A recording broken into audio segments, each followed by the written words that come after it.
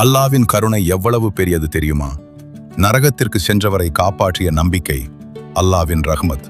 மறுமை நாளில் ஒரு மனிதன் இறைவனின் முன்னால் கொண்டு வந்து நிறுத்தப்பட்டான். அவனுடைய கணக்கு வழக்குகள் பார்க்கப்பட்டன. அவனது நன்மைகளும் தீமைகளும் தராசில் வைத்து எடை போடப்பட்டன. துரதிர்ஷ்டவசமாக அவனது தீமைகள் நன்மைகளை விட அதிகமாக இருந்தன. உடனே அல்லாஹ் வானவர்களிடம், இவனை நரகத்திற்கு அழைத்துச் செல்லுங்கள் என்று கட்டளையிட்டான். வானவர்கள் அவனை பிடித்து நரகத்தை நோக்கி அழைத்துச் சென்றனர்.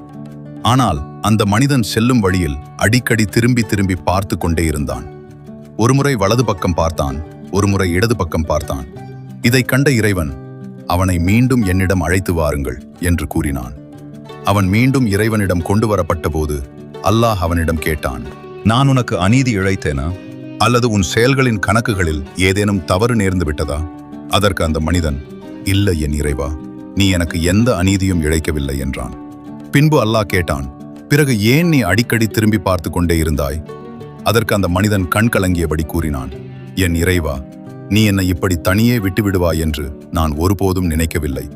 உன்னுடைய ரஹ்மத்தின் மீது நான் மிகுந்த நம்பிக்கை வைத்திருந்தேன்.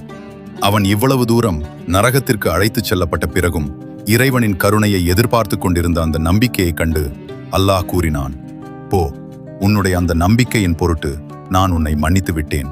நீ சொர்க்கத்திற்கு செல்.